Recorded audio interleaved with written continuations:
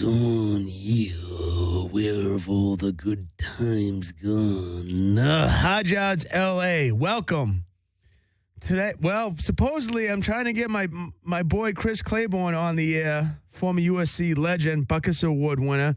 Told me he was going to be ready to go, but we're having some kind of technical difficulties and not getting in touch with him. So if he doesn't come on the air for some reason or the other, I'm going to call it quick, but definitely have a few nuggets of jewelry to drop on you.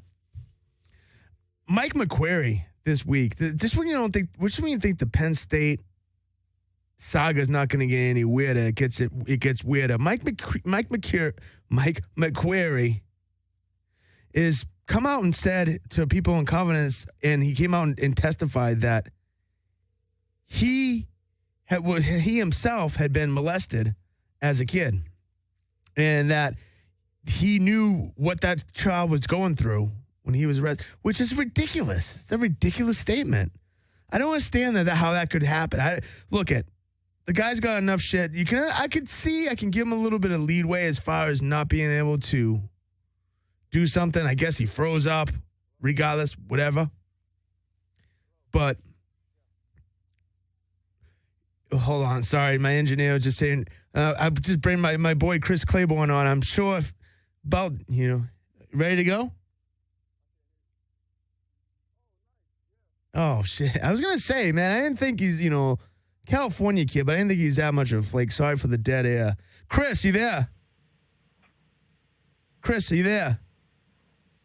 I'm here. What's up, Dave? Yo, hey man, have you been crying all day in your beer because of the passing of William Clay Ford? No, I'm just kidding. No, hey man, look, I didn't want to throw you. It's always. Go ahead. It always sucks when somebody passes. I'm sure for the family and everything. I didn't get to know him personally, honestly, when I was there. And that's probably my bad. But I'm sure it's a great loss for the Lions. We don't. Yeah, I'm not here to piss on the old man's lukewarm carcass, but it's you don't want to do that. And in a lot of ways, he's an interesting figure. The guy, first of all, he was a grandson of an icon. You know what I mean? So he's a link to a past era that is gone. But the guy was notoriously stingy to his players, but in the last few years of his life, last year, the Detroit Lions had the highest payroll in the NFL. You know what I mean? So, but when you played him before that, he ran it like a business. He was just looking at the bottom line. He was looking at how they were going to be a profitable franchise. Any thoughts on? Go ahead. Well, I think that once you build a stadium, you realize that, first at Pontiac, they were basically kind of renting the place. Yeah. You know what I mean? So once you build a stadium, you got to fill the seats. Well, if you're not winning games, you don't fill the seats.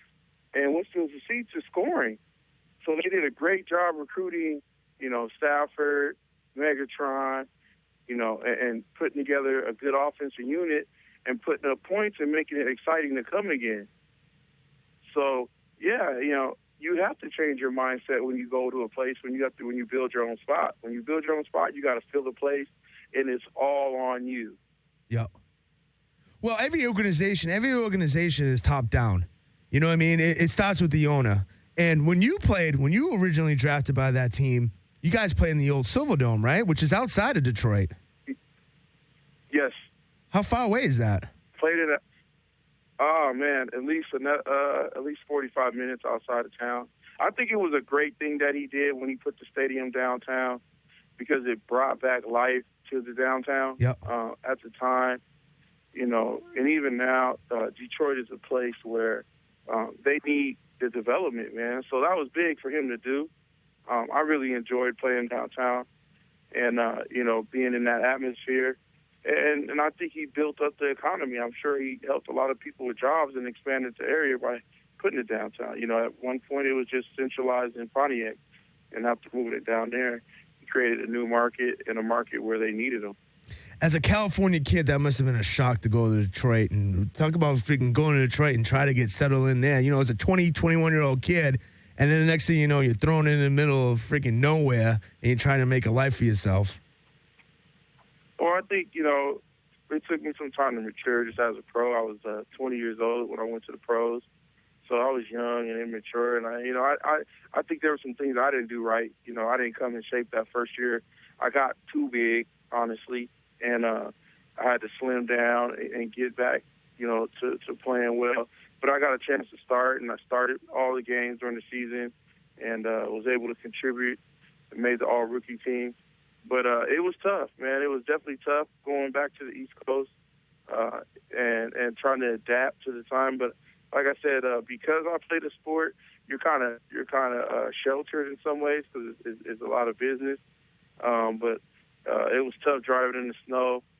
I remember driving in the snow one day, making a little turn too heavy and sliding up almost an embankment, and scared the crap out of me. And I ended up driving about 30 miles per hour after that all the way home. But you have you had no clue. That was pretty much the biggest thing. You had no clue as a kid. No clue. You have no clue as an adult either, because you called fucking Detroit the East Coast, and it's like 2,000 miles away. You know what I mean? You were a sheltered California kid, and they throw you in those circumstances. That always blows my mind. Kids out here, how they can go out and, play. A guy like Willie McGinnis go out and play in New England, where it's fucking cold, man. Pardon my language. And it's just a different life. It's a different life. Yeah, but I mean, when you look at and going back to what you said, I play East Coast because of time difference. Yeah, I know. 3 hour time difference. Yeah. But and of course it's in the Midwest, but the time difference is what I meant. But I got you. I mean, look how long Willie was there, and look at the kind of coaching staff that he had there. Yep. Look at the kind of people that he played with. I think I played with some great people. Don't get me wrong. Robert Porcher, awesome. We had some good guys. I really did. Stephen Boyd, great. You know what I mean? BC guy. Alan Aldridge was a great teammate. Yeah, Stephen Boyd was awesome. But when they broke up that team, it was just like we had just went 9-7 a year after we lost Barry Sanders, and if we would have Barry, we probably would have won another 4 games, and would have been 12 or 13-3 or 12-4 at least, and they blew that team up, and we went downhill after that, man. And we really did. So that's something. I mean, go ahead. No, I just don't understand why they did it, but being young, that was definitely a sharp breaker on me. Well, coming in your rookie year, when you were drafted, right before training camp started, that's when Barry Sanders called it quits, right? Yeah, he retired right before training camp. So that killed me because I was looking forward to playing with Barry, honestly.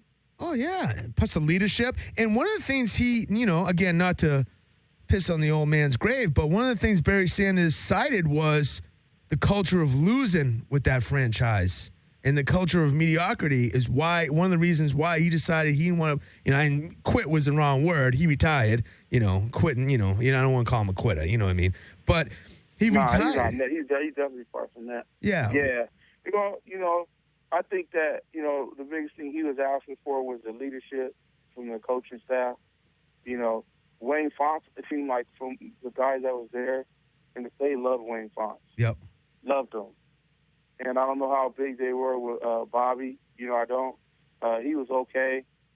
Bobby was okay with me. I mean, he never did anything personally to me, but the culture wasn't young. It wasn't fun. It wasn't energetic. And I think as a veteran, when you get older, that's what you look forward to.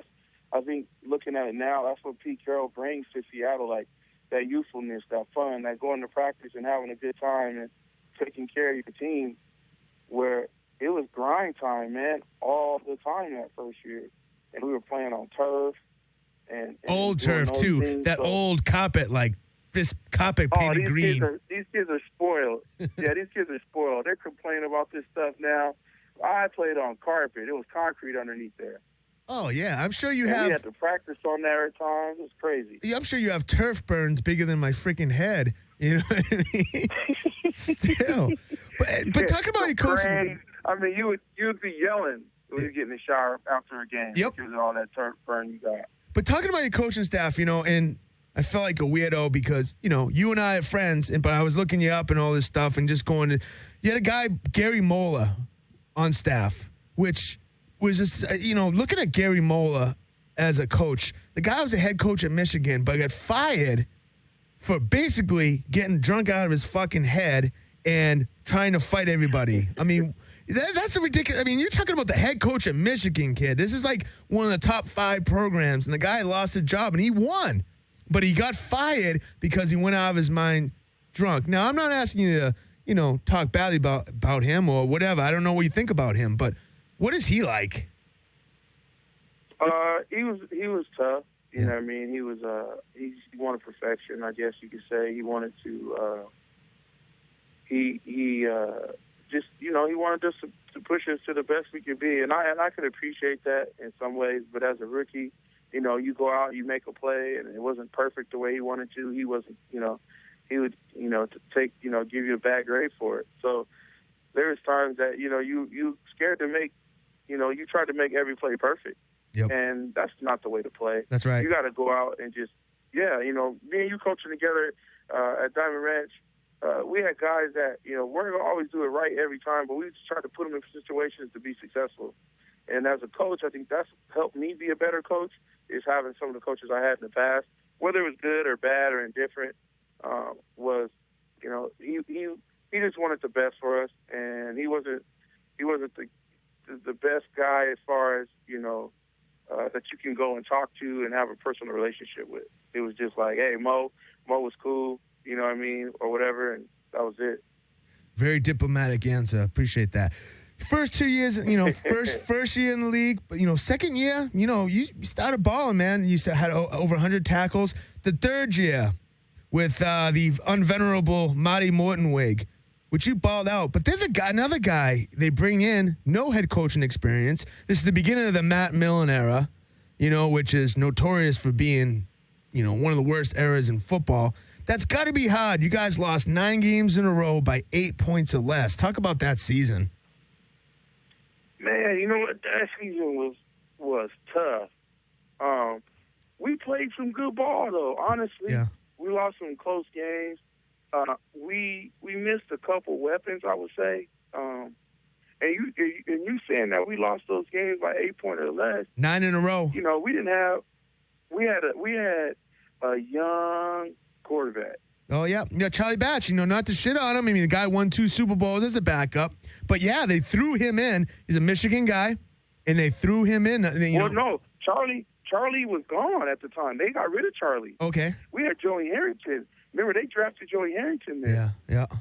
So Joey Harrington was a quarterback at the time, and he wasn't quite ready. It would have been good to have a Charlie Batch there to kind of get him ready. You know what I mean? Yeah. But I told you, they blew that team up. Yeah. They blew our team up my second year. So I come in, I moved to the Mike spot, and that's what I always wanted to play. It was great playing. Marty was a new coach, and he was trying to bring some of the West Coast principles to it. And at the time, everybody was into the West Coast thing because you had, Bobby, who was a 3 practice a day type of guy, full pads, like grinded all year, and we were dead at the end of the year. You understand? Yep. But then you had Morningwig, who was young and was trying to change the culture. And you know what? I think that everybody's not necessarily a head coach.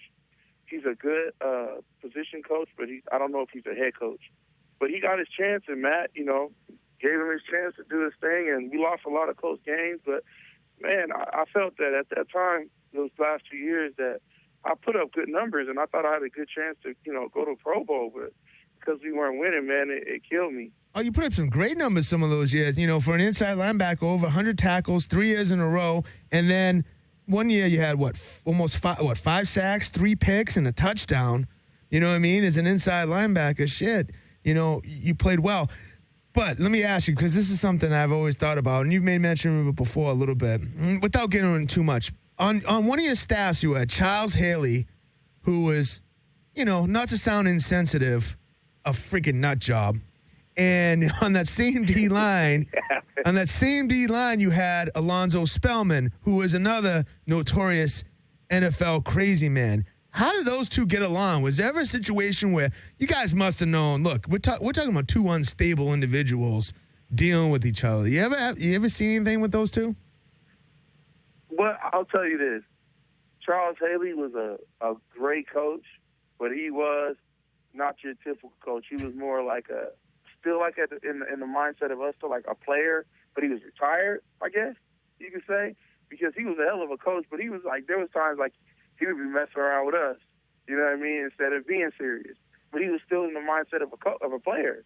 Yep. But he was a coach now. But I thought he was very intense, man, and he was a get after type of guy. Alonzo Spellman was quiet, honestly. Like, we didn't hear much from him. No, but like I remember the first practice he came to in camp, I was like, oh, Robert Porcher, he's taking your spot. Like, you guys are all done.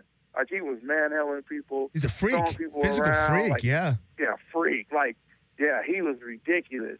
And then, you know, it kind of changed after a couple weeks, but when he first got there, man, I'm like, he was incredible.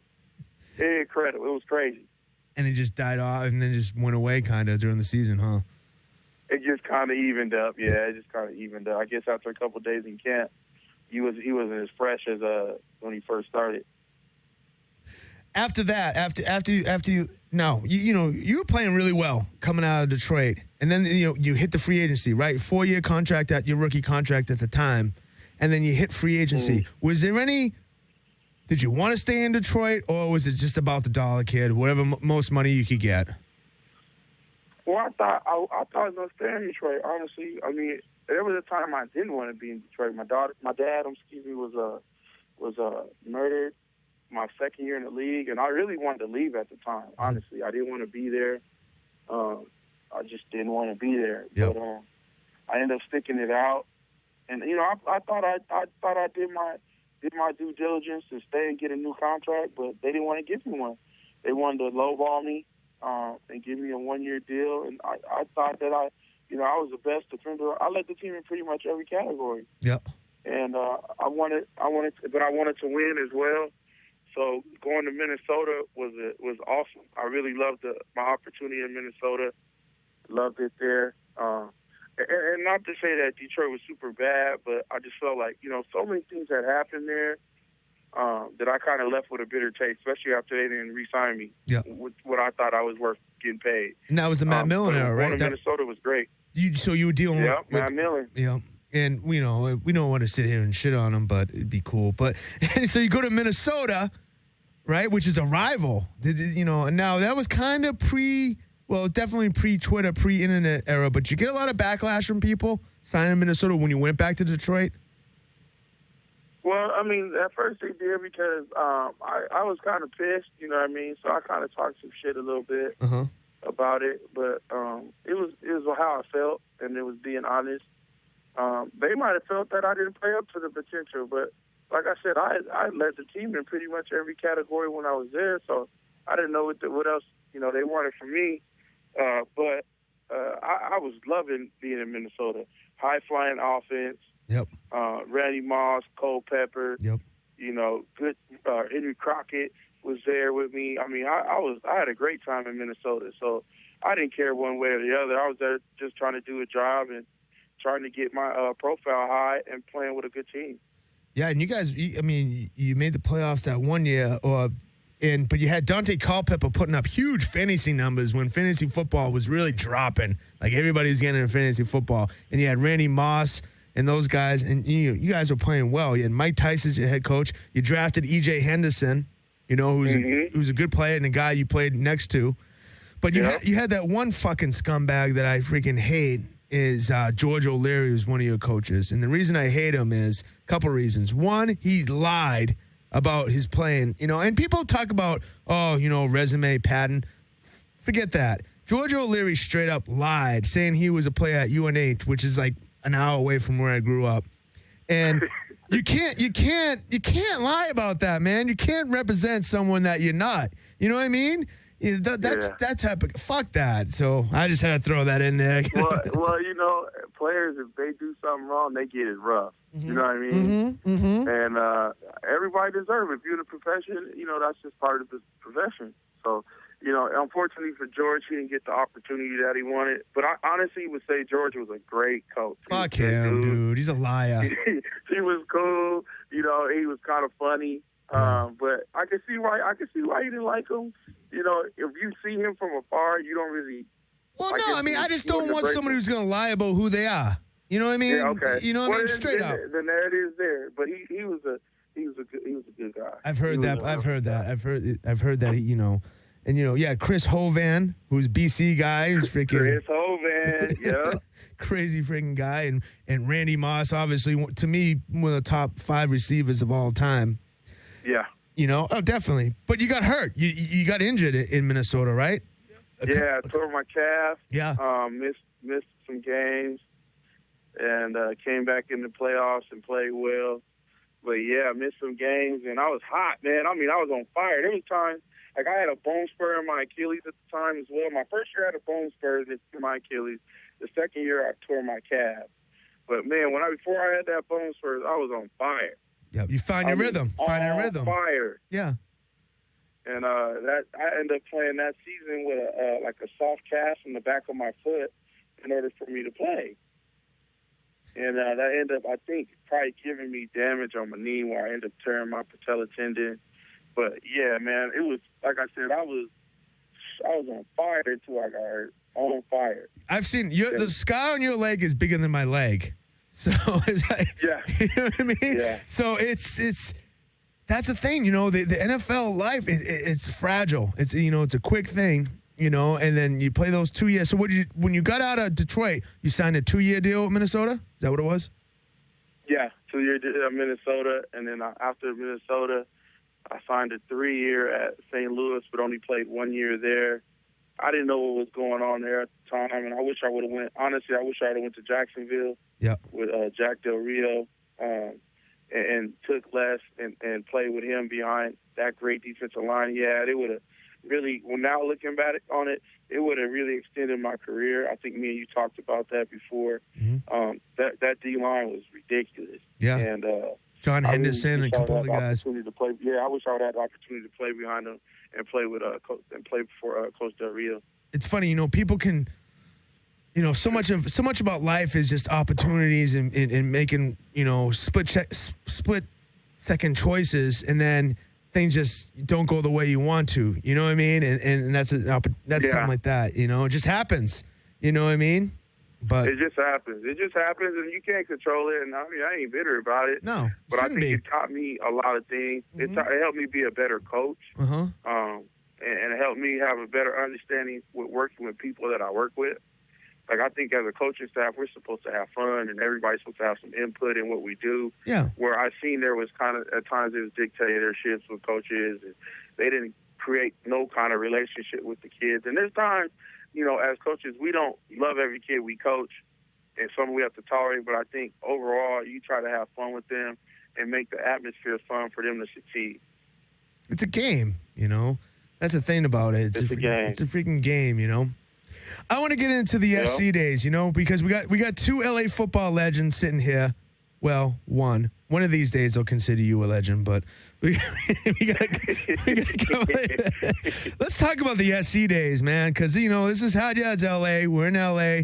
You were the only Buckets Award winner to come out of USC, and I believe I read something. You were the only one west of the Mississippi till somebody got it, but your SC days as a player were amazing. As a team, you guys were kind of a dark era. You had that, a transitional era before Pete came in, but you had John Robinson for a couple of years, a legend. Talk a little bit about John Robinson and what he taught you or what you learned from him. Man, I love John Robinson, and I think anybody that played for him loves him. He was like a dad, like a grandfather to you. I'm appreciative of him personally because he gave me the number 55. There was a time I didn't want it. I wanted to wear 3, honestly, and he told me, no, you're going to wear 55. So, man, I tell you what, I'm very appreciative of him and what he's done for me, and he created a situation for me to have to mature early to play as a freshman and to really play at a high level because the expectations for that number is so high. Well, and you surpassed it in a lot of ways. I mean, the only Buckets Award winner, not surpassed it. Great football players all around. But I remember watching. I don't know if I told you this. I remember watching your first game versus Penn State when you lost to a Wally Richardson-led team in Giant Stadium. That must have been a trip, kid. Yeah. You know, you coming out of freaking JW North and Riverside, and next thing you know, you're freaking playing in Giant Stadium against Penn State. You know, talk about that adjustment. Freaking awesome. Honestly, like, the playing in that atmosphere. And honestly, I didn't start that game. Another guy started that game. But I got a chance to go in, and man, it was awesome. Like, the speed was, it was everything I thought it was going to be. You know, we had good practices in the summer, so I was learning and getting better. But being able to go in there and tackle a good back like Curtis Enos, and playing, you know, against Penn State and East Rutherford, and, you know, traveling to Jersey on your first time ever, you know, or first time as a college guy. I mean, it was awesome, man. In New Jersey, New Jersey is Penn State territory. New Jersey is Penn. You're going to, you know, the Lions' Den. Penn State, New Jersey, freaking people love them over there. You know what I mean? Yeah, big time. So that game was crazy. Now, you played for John Robinson a couple years, and Paul Hackett came in. You were captain as a junior, but you kind of got caught up. Kind of what you did, again, not to talk shit about guys, but you got caught up in an era of USC football where you really didn't have a good quarterback. You know, you had Mike Van Rapperhorst or whatever the freaking guy's name was playing. You know, I'm sure he's a good player and a good guy and all that shit. But, you know, it must have been hard, you know, because it's frustrating when you're playing well and it's all about the quarterback. Who we fooling? If you got a good quarterback. I would tell you this. We had a defense that almost everybody on that defense went to pros. Mm-hmm. You know what I mean? Mm-hmm.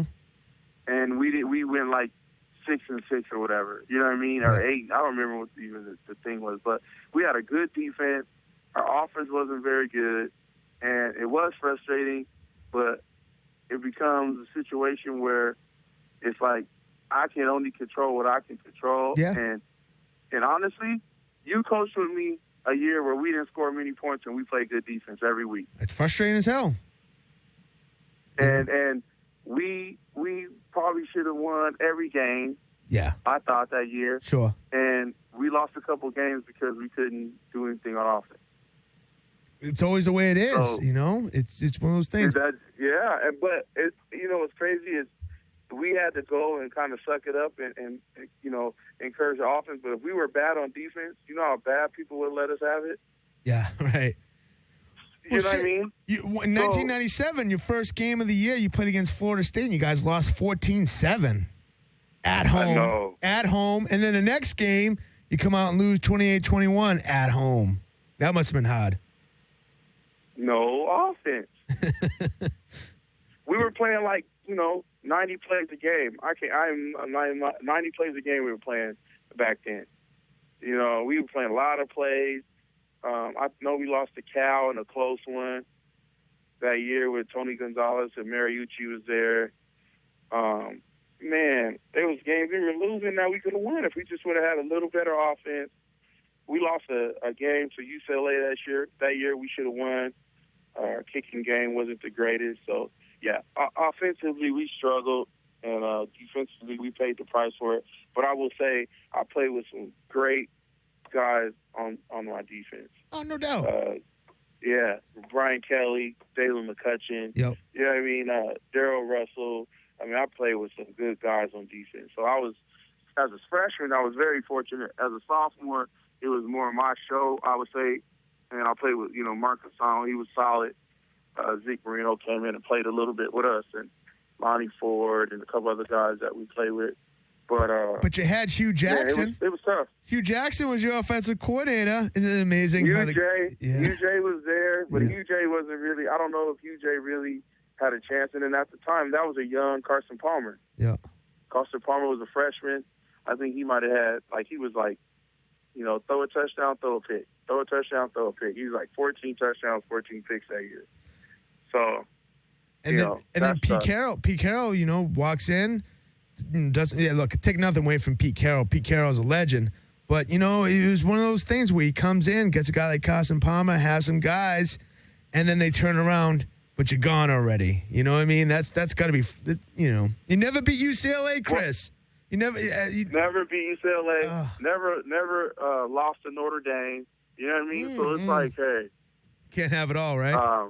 But no, I get you that. But you got to give a lot of props to Norm Chow too. Norm Chow really turned Carson's game around. Yeah. When you were leaving, he turned Carson's game around. Well, yeah. I mean, Carson Palmer is going to have a decent career, but let's talk a little bit about.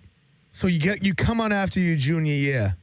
Was it people telling you not to come out? Was this you just figured after your junior year? You realized. At what point did you realize, hey, I can make millions of dollars off this? Well, it wasn't for me because honestly, and it probably sounds like bullshit, but I loved it at SC, and I was good. I was in a good situation, but it was a point of they're not trying to win the championship. Honestly, it was like we can't win with this group right here. Yeah, and that was my biggest problem. Like, as much as I like my teammate, we weren't bringing enough firepower, and I didn't feel like the coaching staff at the time. Besides my coach was awesome. I can't even say Slocum, Sean Slocum was the best linebacker coach I've ever had, even in the league. Period. But the other guys on the other side of the ball, we couldn't win with what we had. That was the first appearance of Ed Ogeron, right? That was the first year Ed Ogeron got in USC. Eddie O that was Eddie O's first year. Yep, he came in with Paul Hackett. So I had spent 2 years with John Robinson and one with Paul Hackett. Yeah, Ed O slipped up big time. I think he should have stayed on and been the assistant head coach, but I don't even know what he's doing right now. But yeah, again though, you guys lost. You got blown out your junior year versus UCLA, right? Blown out. That's freaking what was the score? 34-17. 34-17. Yeah, that could be misleading though. You know what I mean? It could be a 21-17 game. Hey, yeah, What's the score? I remember I had a pick I had a 60-yard pick. Like, I don't know, man. I was balling, but we didn't have any offense, man. Couldn't close the show. So you come out. You're a ninth. You're a ninth overall draft choice. Which, all right, I'm going to throw this at you. You can take it what you want. But me, this is just me personally talking. I would not take an inside linebacker in the top 20. I would take nothing but pass rushes, DBs, or quarterback or a receiver. I just think you can find ball hawks. I think you can find guys who can make tackles, especially the way the game is now, where half the time, more than half the time, it's 3-4 DBs, substitution. It's DBs on the field. But you're a number 9 overall draft choice. What kind of negotiation power did you have? First of all, you're a smart guy. Why didn't you be your own agent? Because nobody was doing it probably back then, right? Nobody was doing that. Nobody was doing it. It was kind of intimidating. You know what I mean? Yep. It was kind of intimidating, but I think it's more about everything is slotted like it is now. It's like it's slotted, so you're kind of fighting for, hoping the guy above you before you does a good deal, and the guy behind you, to just work off of what you got. Knowing what you know now, would you do it yourself? Scared and Knowing what you know now, would you do it yourself? I would pay somebody hourly. Yeah. All right. Good point. Or I would just pay them 1% and be done with it. Yeah. You know what I mean? If someone's slotting it, they're slotting the salaries. The fuck? Anybody could do that. And like I said, you're a smart guy, so it's not like, they're going to be, it seems like they're paying people to do nothing. Yeah, and I think nowadays, what I realize is marketing is everything. Yep. So I would rather pay money for a marketing team than pay for an agent. I'll just get an attorney. Yeah, right. That's I've been thinking about. I've thought about that for years. Like, why wouldn't you just get an attorney to look it over and dot the I's and cross the T's instead of paying them, 10% or whatever it is that they're paying them? Makes no sense. Yeah. Talking about agents, let's forget the past. Let's talk about the present now. Are you doing 7-on-7? You still running a 7-on-7 team? Yeah. Personally, yeah. I've been talking. Yeah, I got a 7-on-7 team. And then look, this is just me, and I think 7-on-7 basically has turned into player agents for high school kids. Now, again, this is just me talking, but first of all, I think if you take physicality and pads away from football, it's not football, first and foremost. Mm-hmm. And second of all, I think it's become kind of an AAU basketball model. Whereas you're getting these guys, not you, whatever. You were getting these guys though that are coming in and telling these kids things that aren't necessarily true. Go ahead and defend 7-on-7 football because I don't see much use for it, to be honest with you. I know, like we've had these conversations, and you are a physical, type of guy, and you want to see, the trenches, but it's all about what you said about drafted in the top 20. What would you draft in the top 20? Yeah. Quarterback, yeah. wide receiver, yeah. DB. Yeah, good point. You know what? And that's what you're getting. You know what I mean? That's what you get to see. And you get to see linebackers that can cover. And as you see, different forms of the spread is starting to be implemented in the pro game. Mm-hmm. You still have two back, but it's definitely implemented in the pro game. So now your linebackers got to be able to run a little bit more. But at the end of the day, you also got to be physical. But that also falls on the D lineman now. Yeah. You look at, a lot of these 3-4 defenses, even the 4-3 defenses, that those two inside guys are monsters. And the ends are fast guys who can pass rush. Right? And the middle linebacker and outside linebacker, are needed in the run game for two-back stuff and stuff like that. But ultimately, you're playing a lot of nickel in the 4-2-5 stuff. Well, that's what you're getting in 7-on-7. And you got to remember this. Scout, Rivals, 24/7, XOS Sports, they are part of the media. They are entertainment. So entertainment has really established 7-on-7 football. Yep, exactly. AAU basketball was more about establishing a rep, and then you had all these shoe companies get involved, right? Yep.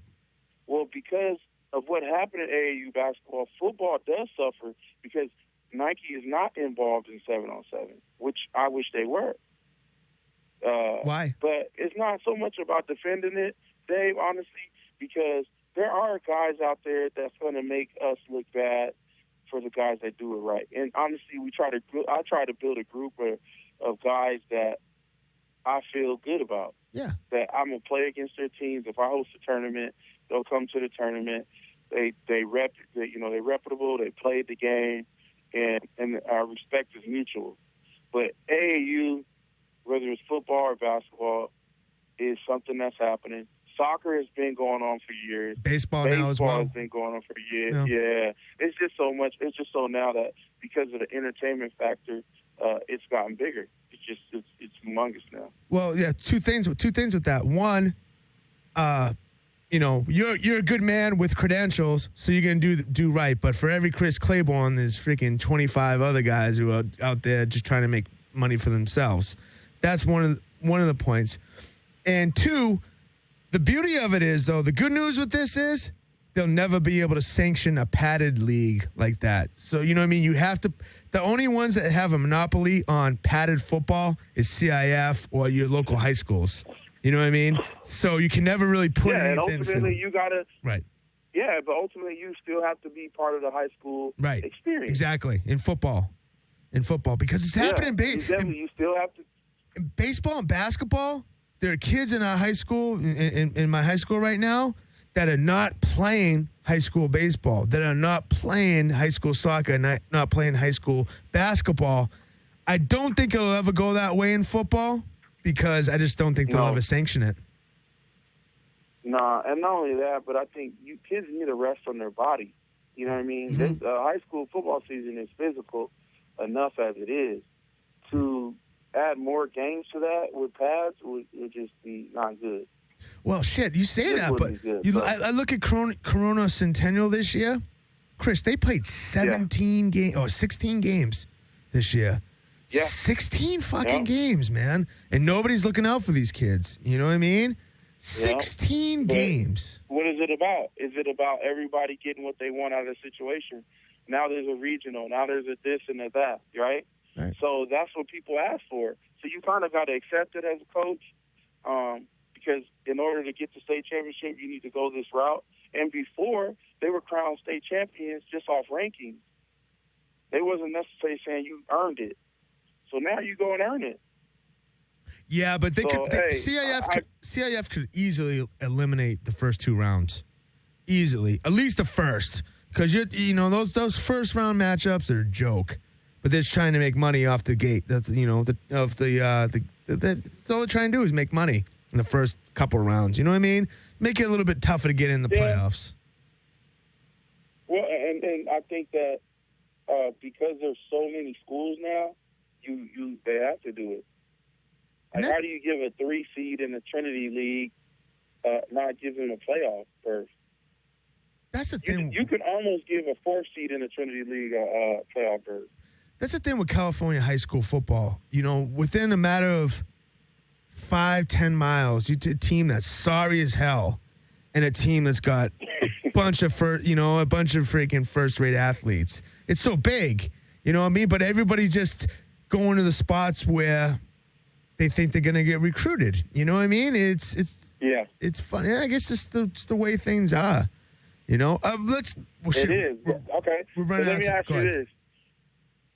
Yep. We've talked about football. We've talked about schemes many, many times. Do you feel now, what offense do you feel now is most prevalent and what should be run in high school now? Because I know you've always had an interesting opinion, and I'm always interested in what you said, and I respected it. So what offense do you think people should be running now, and what offense would you run if you were head coach? A lot of misdirection, wing T principles with misdirection run game and boot and play action out of it, and boot and play action with a little bit of read option principles, but making kids run one way and then running the ball back the other way. Making without misdirection. Just misdirect, double tight ends, outnumber them with gaps, and then misdirect out of that. And what happens is teams that run wing T style, they never throw the ball. But you got to be able to throw the ball as well. I'm not a real big fan. If you have the athletes and if you got the quarterback, I have no problems with just putting him back there and letting him do things. But it's tough to put everything on one kid. But I think it's unbalanced, misdirection, and running the football, and of course playing good defense. But that's always all right. What's your thoughts on the coach from Ohio State? Urban Meyer? I think Urban Meyer I think Urban Meyer is one of the all-time great college football coaches. As much as I think he's a scumbag, and I've talked about him at length. I talked about him at length, but I think what he does, he has a guiding philosophy. Look, at one of the things I just read about Urban Meyer, now you're throwing it back on me. Now, one of the things I read about Urban Meyer that I thought was really stuck with me is, he took that year or two off, and he came back and said, the one thing I learned is you got to have a coaching staff that's on the same page 100%. And he went out and that's how he runs his program now, And a lot of problems with staffs in general, college, high school, what have you, you got too many people thinking too many different things. You have to have a head coach that brings people in that are going to have that same philosophy. I think Urban Meyer is great, although I think he's a scumbag, but they're all scumbags. What are you going to do? That's the business. You know what I mean? All right, I'm running out of time, so I got a couple things I really want to throw at you. First of all, I read a thing the other day that said, just like 2 weeks ago, it said 80% of the players in the NFL smoke weed. Do you think that's high? You think that's low? What do you think? 80%. I think that's high. You think that's high? I think that's high. Right. What would you think? I think that's high. Closer to 50? I would say 40%. Yeah. Right, they're professionals, right? I would say 40. Yeah, I would say 40%. I think that's a real high. 80% is high, man. I don't think that's true. Yeah. You played with Randy Moss. I don't want you to throw Randy Moss under the bus, but you played Randy Moss in the Randy Moss era. But yeah, I mean, if you're saying that's high, did you play with Brian McKinney as well? Was he on that team?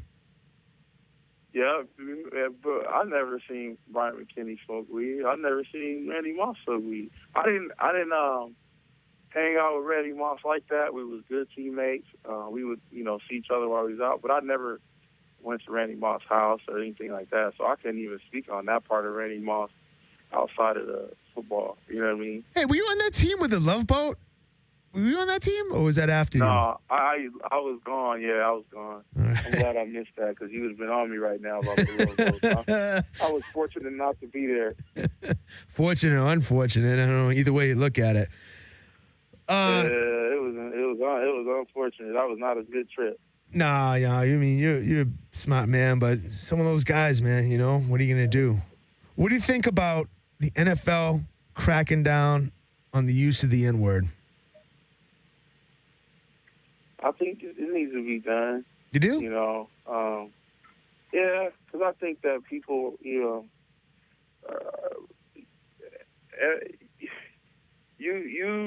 do that, and you can't expect the kid from Philadelphia not to say what he says if you allow people to say that on the field.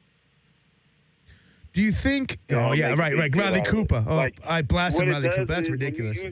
When you allow everybody to use it, it makes it not important, and it's an important word. It's a history behind it, and it doesn't make it relevant, and it is relevant. It needs to be respected. It needs to understand that that's not something that needs to be thrown around and things like that. So I think that it's the right thing to do. But don't you think though that it's become that you're in the like I said, you're a smart guy, a little bit older, but I sit in the locker room all day and I see 14-year-old Mexican kids throwing that word out. Yeah. Like nothing. Nothing. It's desensitized. It's too late is what I'm saying. It's too late. Yeah, it is too late. But it has to start somewhere. And usually the NFL, which is the top league in the world, in football, it once they set the standard, I think it tends to trickle downhill. I just think it's an uphill battle, though. You especially got guys. It's definitely an uphill battle, but if you continue to let it go, it's only going to get worse. But you got guys like Richard Sherman, who's an intelligent guy, came out with the counterpoint saying, well, why don't we just get rid of all offensive language? Because he said, and I quote, it's only black guys saying it to black guys on the field. You know what I mean? But you just said right now, you hear other kids saying it. Yeah. I see it. You know what I mean? So that's not necessarily true. And he's a very intelligent person. You know what I mean? Very smart guy. But I think that's just a general statement. But when you see the experiences as somebody that works with youth all the time, you go, damn, it really is affecting them. And they're so far removed from where the N-word started that they don't understand the history behind it. Yeah, and I know. We're older, so we understand. Like, we have to tell end of it, but if you say that in front of our parents, it's like, whoa. Yeah. Right? Well, like you said, it's because they're far. They don't even know about past football players. They don't know about John Montana. They don't know about Steve Young. They barely know about, Jerry Rice. All they know about now, and as far as they could probably go back to, is maybe Champ Bailey. They don't know about Darryl Green. They know about Deion because he's still relevant, but they don't really, really know about Deion. But you know what, though? Isn't that just the way things are? You know what I mean? The problem is people don't continue to push the past. Yeah. And when that does happen, it's forgotten. It really is. It's forgotten. Yeah, I agree with the sentiment. I just think it's a waste of time. What happens next year, okay, when it's a playoff game, it's the NFC Championship, all right, and I don't want to throw a guy's name out, but whatever. Guy drops an N-bomb on someone else, and they drop a 15-yard flag. There'll be a first down.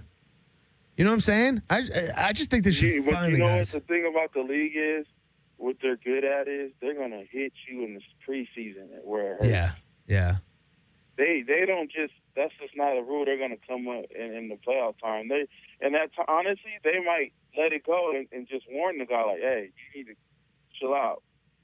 Right. They're going to hammer it in the beginning. You're going to see it in all the preseason games in Come August. on.